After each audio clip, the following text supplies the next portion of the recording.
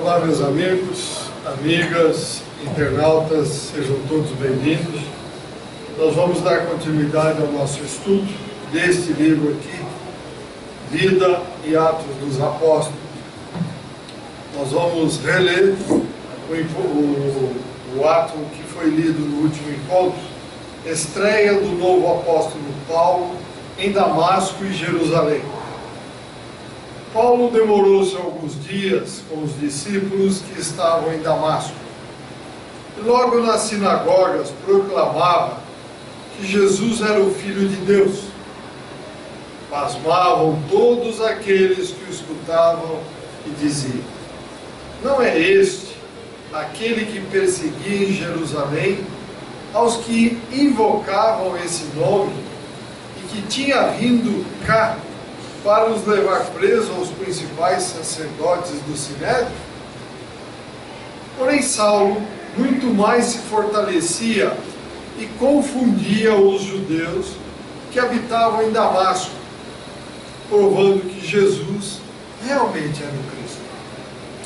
Decorridos muitos dias, os judeus deliberaram entre si tirar-lhe a vida. Como sempre, quando surge alguém com ideias novas, vai acabar com o nosso cantinho, a nossa benesse. Vamos tirar do nosso meio. Decorridos então muitos dias, os judeus deliberaram entre si tirar-lhe a vida. Porém esta cilada chegou ao conhecimento de Saulo. Guardavam todas as portas de dia e de noite para o matar. Mas os discípulos tomaram-no de noite e desceram-no pela muralha, baixando-o num cesto de vinho. Tendo chegado em Jerusalém, tentava então Saulo juntar-se com os discípulos. E todos tinham medo dele, não acreditando que ele fosse discípulo. Mas Barnabé, tomando-o consigo, levou-o aos que eles os chamavam de apóstolos, e contou-lhes como ele vira o Senhor lhe falara, e como em Damasco pregara ousadamente, e saindo, pregando com coragem em nome do Senhor. E falava e disputava com os gregos, mas eles tratavam de tirar-lhe também a vida. O que, tendo sabido os irmãos, levaram-no até Cesareia e enviaram-no a Tarso. Damasco, Jerusalém, olha, atrapalhando a nossa vida. Assim, pois, lá em Cesareia, com essa mudança para lá, tinha paz a igreja por toda a Judéia, Galiléia e Samaria, sendo edificada no temor do Senhor e crescia no conforto do Espírito Santo. Capítulo 9, versículos 20 a 31 de Atos dos Apóstolos. Então vamos ver quais são os comentários que Carbar Schutel, o nosso patrono, escreveu enquanto estava encarnado a respeito desta passagem. Então a missão de Paulo, agora já como discípulo, não mais Saulo como judeu perseguidor, começou em Damasco, justamente na cidade em que ele pretendia fazer grandes perseguições aos cristãos. O moço havia concluído nesta cidade a sua tarefa reacionária para iniciar a grande missão para a qual foi chamada pelo próprio Cristo.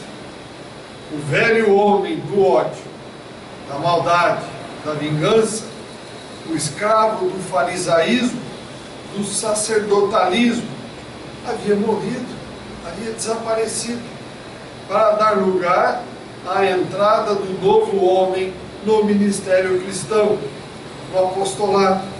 E por isso não quis mais o iluminado de Damasco, Saulo, usar o seu antigo nome, que representava um ateísmo degradante, a desobediência de todos os preceitos divinos. Então, a partir daí, ele passou a usar o nome de Paulo. Não mais Saulo quem vivia, mas sim Paulo, o intemerato convertido, ilustre vaso escolhido por Cristo, para levar aos gentios e aos judeus o nome e a doutrina de Jesus Cristo, o grande Salvador. Paulo, como dissemos, era um grande espírito, um homem severo, mas justo, sábio, poliglota, orador, e que por fim reuniu todos os dons que caracterizavam um verdadeiro apóstolo. Veja, nem mesmo a imposição de mãos para a recepção do Espírito lhe faltava, como nós vimos, houve a imposição. Foi completa. Agora, por que Jesus não escolheu nenhum dos apóstolos? Veja, a resposta está aqui. Era um homem severo, justo, sábio, poliglota. Porque ele teria que ir aos gentios. E os gentios eram compostos por pessoas que vieram de todos os lados, falavam diversas línguas. E o pior de tudo, eram todos politeístas, adoravam uma série de deuses e não conheciam a Jesus. E Paulo, que também perseguiu Jesus e fez a conversão e falava várias línguas, tinha um conhecimento muito grande, foi o vaso escolhido para ir junto aos gentios e começar do começo, que não adiantava como os judeus. Os judeus já adoravam um único Deus, então eles tinham se afastado. Os apóstolos tinham mais facilidades para poder chegar até ele, os gentios não. Absolutamente independente, Paulo, ele nunca se aproveitou de sua autoridade para receber o que quer que fosse para seu uso particular. Dizia: para a minha subsistência e dos que estão comigo, esses braços me serviram. Ele era fabricante de barracas de campanha, tecelão, e sua indústria dava-lhe perfeitamente para viver, sobrando muito tempo para o desempenho da sua missão apostólica. Então a vida de Paulo, disse Caibarchu, é a imitação da vida de Cristo, com a diferença de que Jesus nada escreveu a Paulo, ou melhor, Jesus nada escreveu a ninguém, e Paulo dirigiu várias cartas, várias epístolas a diversas igrejas ou agrupamentos, agremiações da época. Então a segunda metade da vida de Paulo foi absorvida pelo seu ardor do proselitismo, ou seja, aquele ardor daquele que é um prosélito, aquele que chegou, entendeu, gostou e dá tudo que tem para divulgar aquilo que ele aceitou. Pelas missões em que se empregou, pelas viagens que empreendeu, com o fim de ganhar almas para a nova crença. Residiu em Damasco, residiu em Jerusalém e residiu em Tarso. Depois, acompanhado de Barnabé, foi até a Antioquia, um dos grandes centros literários e religiosos do Oriente naquela época. Aí então esses dois apóstolos, Paulo e Barnabé, fundaram uma grande associação religiosa, na qual eram admitidos não só gentios, como também judeus.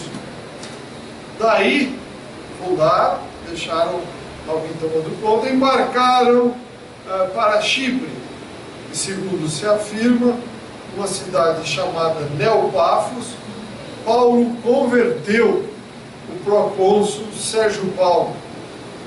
De Antioquia, eles foram acompanhados por João Marcos.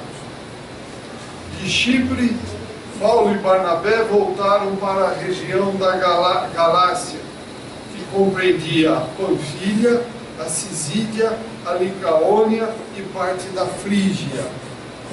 É toda aquela região ali onde está Jerusalém hoje, em torno daquilo. Se quiserem entender bem, é só entrar na internet, no Google, mapa da antiguidade. Vocês vão ver região, Oriente. Vocês vão ver lá isso perfeitamente. Os dois missionários detiveram-se algum tempo em Perge, Antioquia, Cesareia, Listres e Teônio. E por fim voltou a Antioquia, onde de lá escreveu várias cartas, ou epístolas.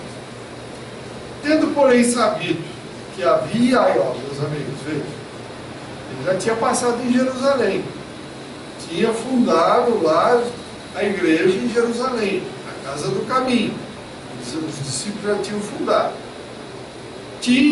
Tendo, porém, sabido que havia discórdias em Jerusalém, visto que diversos apóstolos mantinham as práticas da lei de Moisés, o que aconteceu? Paulo foi a Jerusalém, onde falou numa assembleia sobre a necessidade de propagar e difundir a doutrina do Cristo, com exclusão das práticas esdrúxulas, aquelas práticas que não tinham nada a ver com a doutrina do Cristo. Daí Paulo uniu-se a Timóteo, a Silas, deixaram a Ásia Menor, atravessaram o Hellespont e chegaram a Macedônia. Visitaram Filipos, Anfípolis, Tessalônica, Bereia, Atenas e Corinto, onde o apóstolo escreveu então as primeiras epístolas.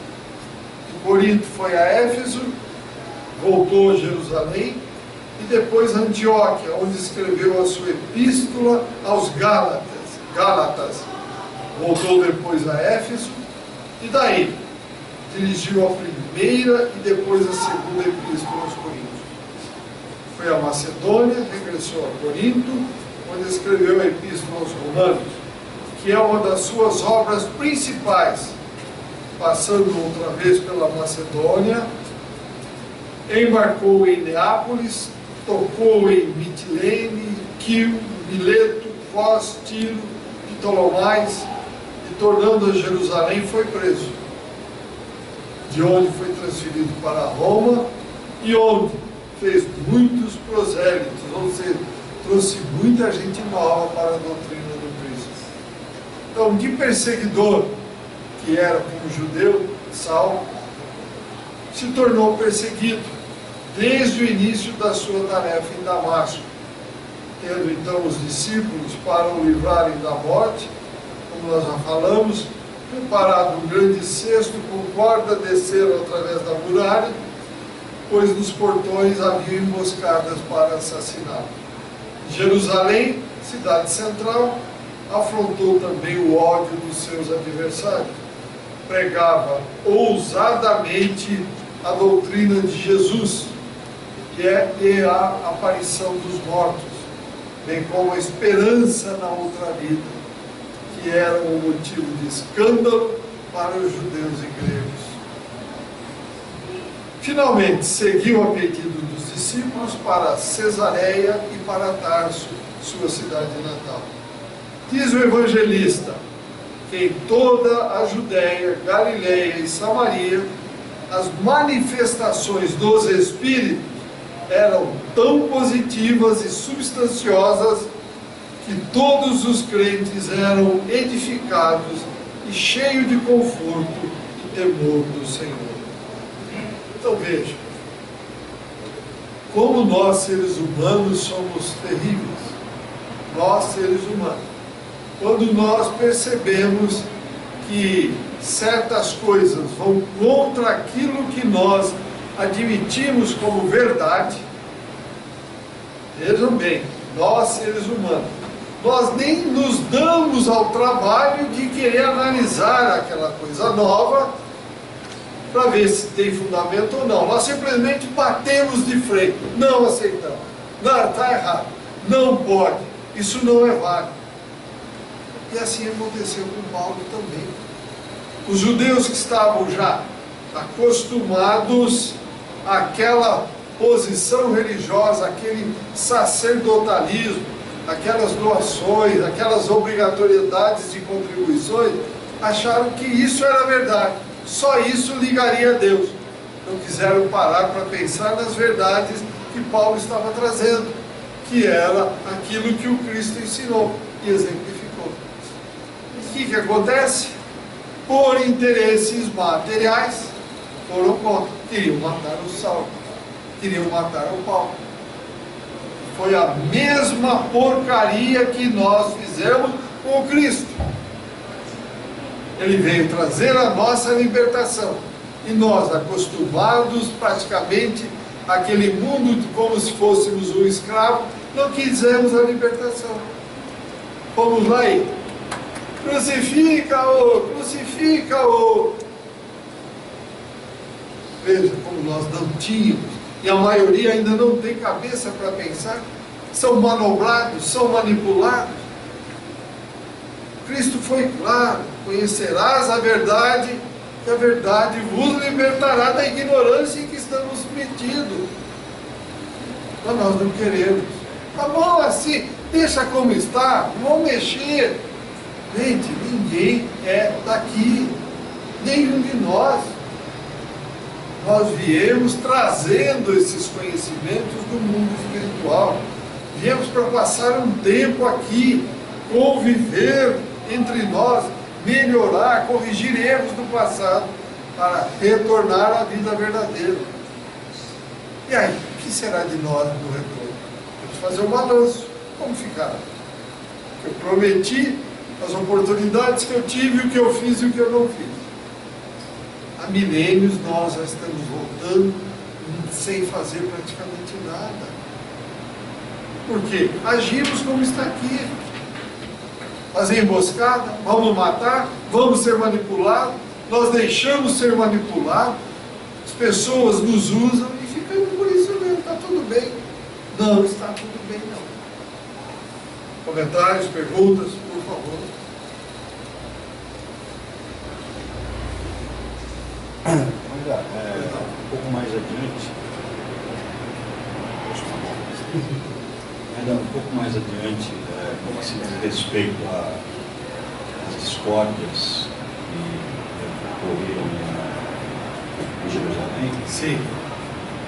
A gente tem que lembrar, até pelo Paulo Estevam, a questão da circuncisão, né? Que é o motivo principal da... Foi a circuncisão. Por isso as práticas da lei mosaica, eles queriam continuar também que se praticasse a circuncisão, que achavam que era fundamental para que a pessoa se limpasse, estivesse limpa dos pecados, limpa de qualquer problema, não só moral, mas também físico.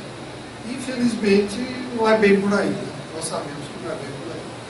E aí o Paulo veio e deixou claro naquela assembleia que não tem nada a ver. Não faz nenhuma, não é isso que vai nos ligar a Deus. Nada disso.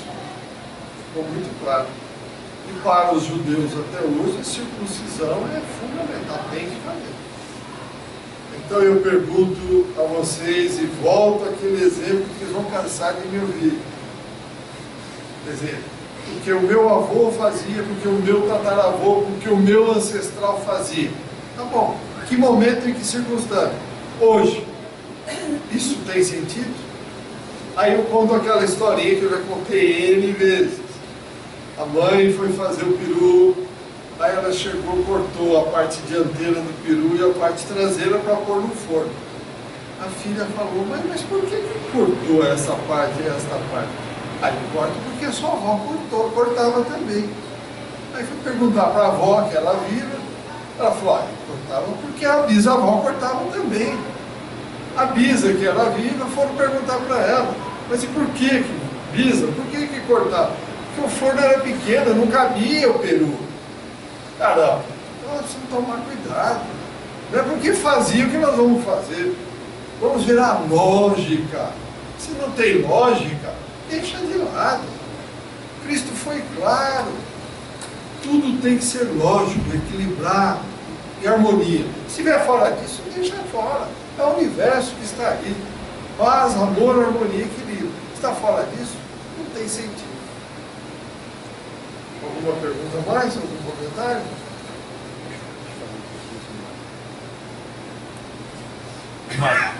Vendo o apóstolo Paulo sendo poliglota, um estudioso, advogado e tal, né?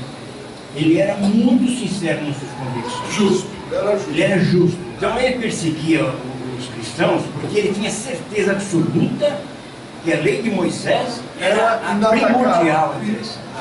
Mas ele era justo, ele era muito honesto nos seus princípios. Por isso que é um candidato essencial também para o Cristo. Na hora que ele percebesse que a doutrina do Cristo era verdadeira, ele seria um apóstolo extraordinário como foi, né? Não foi, exatamente. Na entrada de Damasco, nessa Isso. queda aí, Essa que ele chamada viu, de- sentiu e falou com o Cristo, acabou. Aquela força que emanava do Cristo, ele recebeu essa força, quer dizer, não teve como falar não. Não teve, realmente. Então vamos a mais um pedaço, vamos ver o capítulo Pedro cura a Enéas.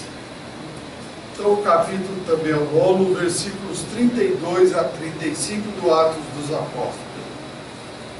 Passando Pedro por toda a parte, desceu também aos santos que habitam em Lida.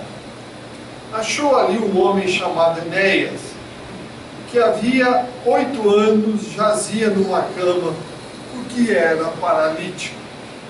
Pedro disse-lhe: Enéas, Jesus Cristo te sara, levanta-te e faze a tua cama.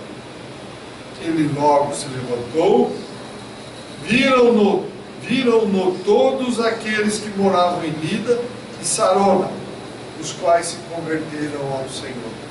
Capítulo 9, versículos 32 a 35 do Atos dos Apóstolos.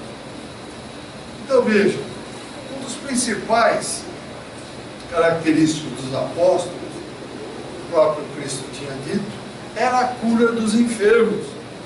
Pedro, então, possuía esse dom de uma forma muito visual até. Ele, sempre que chegava, ele conseguia curar. As curas produziam grande contribuição para a conversão dos incrédulos. Poxa, se ele fez isso, então esse Deus é melhor do que o outro, vou atrás desse. Pelo menos no momento de chegada era importante isso. Estratégia divina, né? A estratégia de, opa, tem coisa maior do que aquilo que eu estou admitindo comigo, até agora. Não só era o enfermo curado que se convertia, mas todos aqueles que tinham seguro conhecimento do caso. Então, todos aqueles que conheciam o paralítico já há 8 anos, que viram a cura, não teve dúvida. Dotado de faculdades magnéticas e ainda auxiliado pelos Espíritos, que constituem a falange do Consolador, que agiam em nome de Jesus, Pedro fez inúmeras conversões, mais por meio de curas do que mesmo pelas palavras. Vejam, por que nós precisávamos de fenômenos? Porque era o momento exato disso. Hoje, passado, já estamos na terceira fase do Espiritismo. Primeiro foi a fase da revelação, 70 anos. Mais 70 anos foi a fase do estudo do Espiritismo. Estamos na terceira fase, mais 70 anos. Eu pergunto ao senhor, nós precisamos de fenômenos para acreditar no Espiritismo? Precisa mais. Hoje nós estamos na fase da comprovação, ou seja, eu aceitei, pôr em prática. Hoje é a prática. Lá foi o fenômeno, depois foi o estudo, agora é a prática. Por que é a hora da prática? Já passamos aqui, ó, desde a época dos apóstolos, precisávamos ver o fenômeno. Quanto fenômeno nós vimos na época? Convertemos, voltamos, não aceitamos, houve um monte de problemas nas nossas encarnações, houveram. Agora chegou a hora realmente de nós irmos para frente. É que a cura é um fato que toca de imediato o coração, o sentimento, mais fácil de percepção do que a palavra, que precisa passar pelo cérebro e passar pelo crivo do entendimento. A cura não, a cura é instantânea. Opa, olha o paralítico ali, o paraplégico, levantou e andou, levou a cama, levou... Mas ele era paralítico, faz 8 anos, eu lembro dele e tal. Quer dizer, tem alguma dúvida? Não fica dúvida. Agora a palavra não, é isso que eu estou fazendo. Nós temos que prestar atenção, temos que absorver, analisar e tocar o coração. Então tem um caminho a ser percorrido. A cura é instantânea, é direta. O amor opera milagres, ao passo que a sabedoria é tardia em sua ação. Demora, está aí, a resposta está aí. Enéas, cujos nervos se achavam entrevados, tendo recebido os fluidos vitalizantes de que necessitavam para pôr esses nervos em ação, a voz de Pedro ergueu-se e ficou são. Então veja, esses fluidos, não confundir com o fluido de isqueiro, são coisas diferentes. Fluido é aquilo que você põe no isqueiro para pôr fogo. Fluido são energias emanadas dos espíritos, são energias, no caso aqui, emanadas da falange do Consolador, de alta penetração, alta velocidade, que propiciaram a cura instantânea, ou seja, substituíram uma molécula sã por uma molécula malsã por uma molécula sã, instantaneamente, por serem energias de alta penetração, de alta qualidade. As curas espíritas constam, como se vê, dos anais do cristianismo. Os evangelhos estão cheios, repletos das curas. E acrescentando estas palavras à narrativa de Lucas, diz Caibar Schutt, não fazemos mais do que confirmar aquilo que já temos dito em outras obras anteriores, principalmente uma obra intitulada Histeria e Fenômenos Psíquicos, Curas Espíritas, que recomendamos aos leitores. Então vejam, por que Jesus usou o fenômeno da cura? Porque ele agregou, reuniu os seus apóstolos e ide, pregai e curai aos judeus e não aos gentios. Aos gentios, como falamos, eles não estavam preparados. Aos judeus, sim, porque já tinham conhecimento de um Deus único. E por que a cura? Repito, que é o que acabamos de ler, toca diretamente o coração. Nossa, esse Deus é poderoso, esse é verdadeiro, curou, só Ele conseguiu. Por isso nós realmente somos tocados mais diretamente quando ocorre uma cura do que ler, ouvir, discutir e estudar. Comentários, perguntas? É a condição evolutiva, né? O testemunho material era mais fácil. Porque é o nível que nós estamos. E ainda arrisco dizer que ainda hoje ainda temos esse problema. Olha, veja bem, não tenho nada contra esses companheiros de outras religiões. O que eles promovem para trazer prosélitos novos? Exatamente os fenômenos, os falsos fenômenos hoje na cura. Por quê? Toca diretamente a gente. Infelizmente. Nós sabemos, já tem os depoimentos, são todos combinados hoje. Mas na época não, na época era para valer mesmo. Era promovido pela falange do Consolador. Hoje a gente sabe que tem muita malandragem. Todos nesse momento estão sendo chamados para dar o que tem de bom e melhor no coração. E o que é que estão preferindo dar? O lado negativo, o lado sombrio. As vantagens pecuniárias, as vantagens materiais. Mal sabem o quanto vai custar isso no momento em que se fechar o olho aqui e abrir no mundo espiritual. Nessa hora estaremos sozinhos, todos nós. E haverá o choro e o ranger de dentes. Deus está lá mostrando, te castigando? Não. Deus não castiga ninguém. Deus criou, o universo é Deus pensando, as suas leis.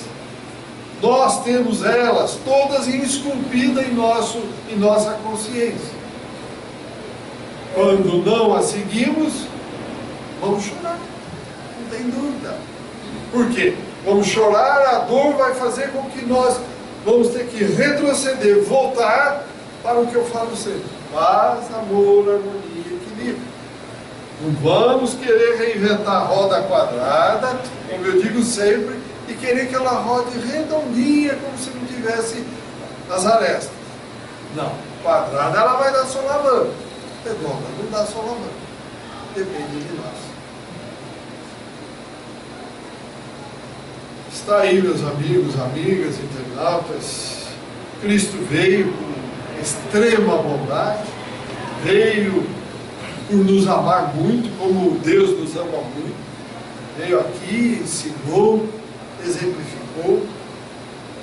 É um Espírito iluminadíssimo que está aí controlando todas as fases, todos os momentos deste orbe, deste planeta, e nós estamos achando que pode tudo, não tem problema, pode sujar, pode poluir, pode fazer tudo o que quisermos, que não está tudo bem.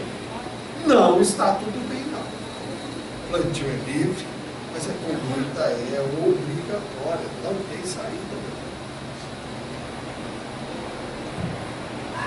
Comentários, perguntas?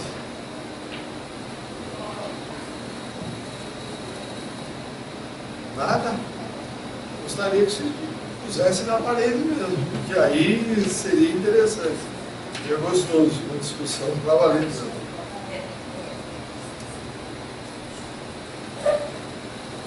Nada? Então vamos ler mais uma. Pedro, eu só vou ler o Atos dos Apóstolos, capítulo 9, versículos 36 a 43.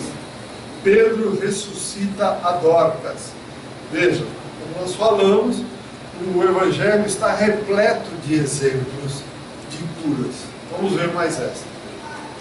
Havia em Jope uma discípula por nome Tabita, que quer dizer Dorcas. Esta estava cheia de boas obras e esmolas que fazia. Naqueles dias, adoecendo, ela morreu. E depois de a levarem, puseram-na no cenáculo. Como Lida era perto de Jope, os discípulos, ouvindo que Pedro se achava lá, enviaram-lhe 2 homens e rogaram-lhe: não te demores em vir ter conosco. Pedro levantou-se e foi com eles. E tendo chegado, conduziram-no ao cenáculo. E todas as viúvas cercaram-no, chorando e mostrando-lhe as túnicas e capas que Dorcas fazia enquanto estava com elas. Mas Pedro, tendo feito sair a todos, pondo-se de joelhos, orou. E voltando-se para o corpo, disse: Tabita, levanta-te. E ela abriu os olhos e, vendo a Pedro, sentou-se. Ele, dando-lhe a mão, levantou-a, chamando os santos e as viúvas, apresentou-lhe a viva. Isto se tornou conhecido por toda Jope, e muitos creram no Senhor. Pedro ficou em Jope por muitos dias, em casa de um curtidor chamado Simão. Então vejam, meus amigos, mais uma cura. O título disse: Pedro ressuscita. É óbvio que nós vamos discutir depois, mas Pedro não ressuscitou o corpo. Porque uma vez morto o corpo, a alma desvinculada do corpo, desligada do corpo, não há como fazer voltar à vida. Da mesma forma que ocorreu aqui, ocorreu com Lázaro, o Cristo, quando fez com que Lázaro saísse da sepultura. Ela estava ainda com a alma, com o espírito ligado ao corpo. Então isso nós vamos discutir no próximo encontro. Uma vez morto, uma vez interrompido, desligados todos os laços que unem o espírito ao corpo, não há como retornar. Tá bom? Então no próximo encontro nós voltaremos a isso. Obrigado a todos. Obrigado, Fernandes.